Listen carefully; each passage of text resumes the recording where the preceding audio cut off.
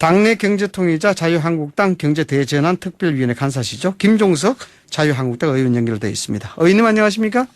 네, 안녕하세요. 네, 반갑습니다. 반갑습니다. 네, 조금 전에 이원욱 원내수석 부대표 민주당 의원 얘기 들으셨죠? 네, 잘 들었습니다. 네, 우선 그와 연결돼서 우리 애청자분들이 좀 판단하기 쉽게 연계해서 질문을 좀 드리겠습니다. 민부론 발표를 하셨는데 지금 잘 이해가 되지 않는 부분이 많다 이렇게 이야기하시거든요. 어떻습니까? 네네. 민부론에서 좀 간략하게 설명을 좀 해주시죠. 네. 지금 현재 자유한국당이 그 경제 대전환 프로젝트로 현재 같은 정부의 경제 정책으로는 한국 경제의 미래가 없다 이래서 대안을 마련하는 과정이고요. 네. 지금 중간 보고를 대표한테 지난주에 했고요. 그 중간 보고서의 제목을 이제 민부론이라고 붙였어요. 네. 그러니까 이게 기본적으로 이제 보고서의 명칭인데요. 물론 거기에는 이제 저희가 지향하는 그 방향이 담겨 있죠. 그러니까 아시다시피 국부론이라는 왜 경제학의 고전이 있지 않습니까? 네. 애덤 스미스가 18세기에 쓴 책. 그렇죠. 네. 그거에서부터 이제 따서 현 정부 같은 이제 국가 주도의 경제 정책을 탈피해서 네. 민간 중심의 그리고 경제 성장의 과실이 국민에게 돌아가도록 하는 민간 중심의 국민이 부자가 되는 경제를 지향한다. 이제 이런 의미를 담고 있다고 이해해 주시면 되겠습니다. 네. 이게, 일부에서는 말이죠. 민부론이 말씀하셨다시피 백성민자를 써서 민부론이라고 이렇게 볼 수가 있는데 이게 세부 내용에서 보면은 김병준 비상대책위원장 시절의 경제 담론이죠. 아이노믹스하고 많이 겹친다는 부분도 지적이 되고 있있습니다. 아니, 당연히 겹쳐야죠. 네. 우리가 무슨 당연히 겹쳐야 된다. 것도 아니고, 우리가 정체성이 바뀐 것도 아니고, 또 경제난을 극복하고 나라 경제를 정상화시키고 민생을 살리는 데는 묘방이나 무슨 저희가 묘수가 없어요. 정답만 묘수가 있고. 없다. 정답만 저희가 있다. 보기에는 자유한국당과 그 전신인 새누리당이나 그 자유우파 경제 정책이 정답이라고 보기 때문에 당 명칭이나 당 대표가 바뀔 때마다 경제 정책이 바뀌면 오히려 그게 더 이상한 거 아닌가요? 네. 조금 전에 제가 이원우 더불어민주당 의원님께 질문을 드렸던 내용입니다만 지금 한일 갈등 양상 그리고 미중 간의 문제 해서 진짜 문제는 경제가 아닌가 이런 생각이 드는데 이 와중에서 정부가 추진하고 있는 정부 정책의 큰 흐름들 이런 부분들을 어떻게 수정을 할 수 있는 방향이 필요하다 이런 의견이 나오고 있는데 의원님께서는 어떻게 보십니까? 당연하죠. 저희는 지금 현재 문재인 정부의 지난 2년간의 경제 성과는 더 말할 필요가 없다고 생각합니다. 완전히 경제 실패고 폭망이죠. 장기 경기 침체가 고착되고 실업이 고실업이고 성장과 분배 동시에 악화되지 않았습니까? 지금 민주당 이원욱 의원님께서는 분배를 개선하고 포용 성장 얘기하시는데 아니 결과가 그 반대 아닙니까? 어떻게 성장과 분배를 동시에 악화시키고 오히려 저소득층의 일자리를 더 뺏어가는 정책으로 더 저소득층의 실질소득을 감소시키고 나서 이게 무슨 경제 성과입니까? 그래서 저희는 그래서 이제 대전환을 해야 된다. 지금과 같은 경제 정책으로는 국내외의 난적한 어려움을 극복할 길이 없다. 그래서 저희 그 민부론의 핵심 개념은 대전환입니다. 이 상태로는 안 된다 이런 뜻입니다. 네, 이런 어떤 경제 정책의 대전환 이런 부분들이 필요하다는 의견이 있을 수도 있는데 이걸 그럼 대전환을 해야 되는데 자유한국당에서는 정부 여당의 선언적 조치, 선언적인 대전환을 해야 된다 이렇게 보시는 거죠? 선언적이라기보다는 사실은 굉장히 실질적인 얘기인데요. 지금 잘 아시다시피 현 정부의 경제정책 기조는 국가주의거든요. 그러니까 기업은 탐욕스럽고 시장은 불공정하니까 정치인과 공무원들이 개입해가지고 관치경제, 계획경제를 해야 되겠다는 그 이상한 시대착오적인 관념에 빠져가지고 지금 2년 만에 한국 경제를 이렇게 만든 거거든요. 그래서 저희 그 자유한국당의 대안은 일관되게 결국 일자리나 소득은 민간과 시장에서 만드는 거고 기업의 활력을 높여야 되고 헌법에 이렇게 써 있습니다. 대한민국은 민간과 기업의 경제상의 자유와 창의를 존중한다 이렇게 돼 있거든요. 자유한국당은 큰 얘기하는 거 아니에요. 대한민국 성공의 공식이었던 헌법 정신으로 돌아가자. 이런 얘기입니다. 예. 이 한일 갈등이 계속해서 첨예화되고 이런 상태가 지속이 되면은 경제에 미치는 영향이 계속 더욱더 심화될 가능성이 그렇죠. 굉장히 크다. 네. 그래서 네. 이 경제에 대한 대전환, 정책의 수정, 변동 이것이 필요하다. 이렇게 주장하시는 거죠. 그렇죠. 일본이 우리한테 이렇게 함부로 대할 수 있는 것도 한국 경제의 약점을 봤기 때문 아니겠습니까? 그러니까 오히려 우리가 한일 경제 마찰에서 승리하는 방법은 한국 경제의 생산성과 경쟁력을 높이는 것이 가장 중요하다고 저는 생각합니다. 네.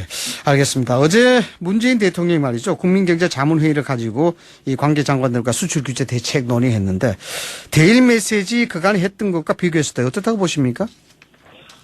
예, 좀 종전보다 완화된 것 같고요. 네. 그동안 사실 정부 여당이 사태를 진정시키기보다는 자꾸 자극하는 것 때문에 네. 우려했는데, 저는 이제 보다 국익 차원에서 경제 갈등을 증폭시키기보다는 외교적 해법을 모색해야 되지 않을까 하는 점에서 일단 잘된 일이라고 보고 있습니다. 네. 일본이 말이죠. 말씀드렸다시피 반도체 소재 세계 품목 가운데서 한 건에 대해서 이제 수출 허가했는데 일본의 속내 그리고 우리의 대응 어떤 기조라고 보십니까? 제가 보기에는 일본도 마찬가지로 경제 마찰은 일본에 부담스럽다고 느끼는 것 같아요. 사실 네. 대통령도 얘기했지만 이 경제 마찰은 승자가 없는 게임이거든요. 네. 그래서 제가 볼 땐 일본도 사태 악화를 더 원하지 않는 것 같고, 이제는 좀 차분하게 특히 이 정치권에서 국민 감정을 가지고 자꾸 선동하는 거는 좀 자제하고, 네. 차분하게 국익 관점에서 냉정하게 외교적으로 해결해야 되지 않을까 하는 생각입니다. 서로 선동하는 것은 자제하자. 예.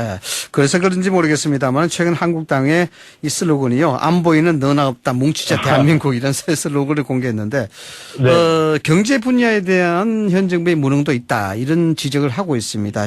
의원님 보시기에는요. 현재 네. 정부의 경제 정책 중에서 가장 시급하게 빨리 전환해야 될 정책 그리고 가장 큰 문제점 어떤 걸 보십니까? 네, 아까도 말씀드렸지만 그 일종의 반기업 정서, 그러니까 기업은 다 탐욕스럽고 그냥 놔두면 나쁜 짓만 한다는 어떤 그 선입관을 갖고 있는 것 같아요. 네. 그래서 자꾸 이제 관치 계획 경제적으로 경제를 운영하다 보니까 관치 계획 경제를 채택한 나라 치고 잘된 나라 하나도 없어요. 네. 그러니까 대한민국도 완전히 지금 그 길로 가고 있거든요. 네. 그래서 이 민간의 자율성, 창의성을 존중하고 규제를 풀고 특히 이 민노총을 비롯한 이 기득권화된 노동 권력을 정부가 국민의 이익을 위해서 제어하지 않으면 대한민국 경제가 네. 이 권력화된 대형 노조에게 볼모로 잡힐 수가 있다.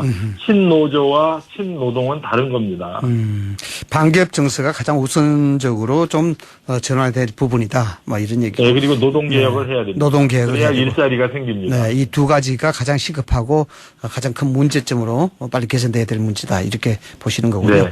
예. 네. 조금 전에 그 민주당 이원욱 의원이 발의한 내용이 많이 화제가 됐었는데 이 주 52시간 근로기준법 개정 아니겠습니까? 이게 이제 중소기업의 부담을 줄이기 위한 하나의 방안으로 대두가 되고 있는데 네. 세 분야에서 각각 다르게 적용하는 법안도 발의할 예정이라고 이야기합니다. 이 근로기준법의 개정 필요성 한국당에서는 어떻게 보시는 걸까요? 네, 이원우 의원께서 그런 법안 발의하신 게 정말 반갑고 감사한 얘기인데요. 사실은 이 법안을 심의할 때 우리 자유한국당 환노 의원들이 일관되게 주장했던 내용 중에 하나입니다.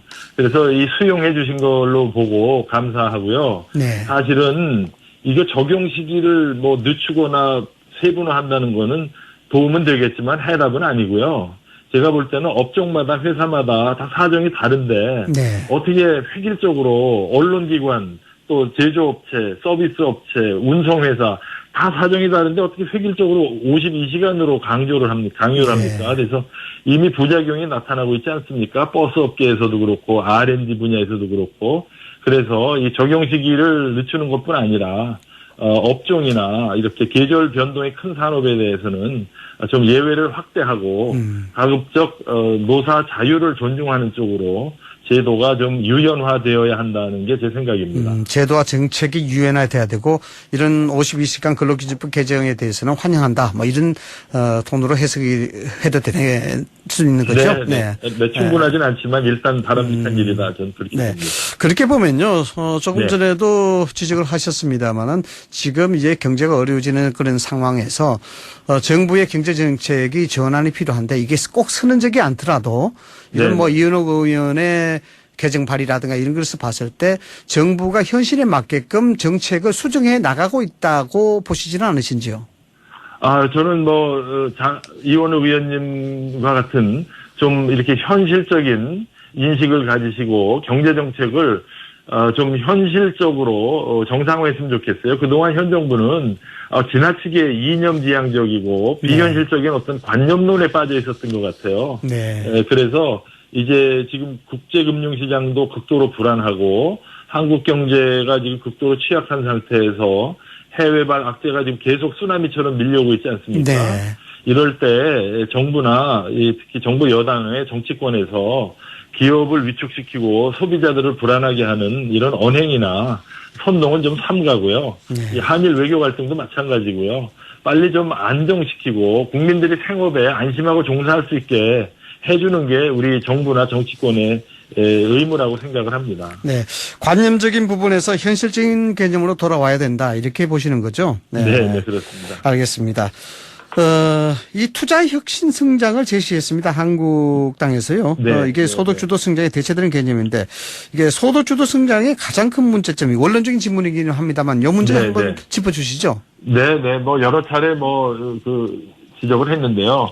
결국 경제 성장이라는 게 GDP가 늘어나는 과정 아니겠습니까? 네네. 이제 1인당 GDP 국민 소득이라고도 하고요. 네. 그러니까 결국 경제 성장이라는 거는 생산량이 늘어나는 거고요. 생산이 늘어나는 거고 그게 소득이 늘어나는 거거든요. 네. 그러니까 생산을 해서 경제 성장이 돼서 그 결과가 소득인데 소득주도 성장 논리는 소득을 인위적으로 올리면 성장이 유발될 거라는 좀 이게 앞뒤가 안 맞는 비현실적인 이제 이론이고 네. 또 지난 2년간 그게 비현실적이라는 게 입증이 됐거든요. 네.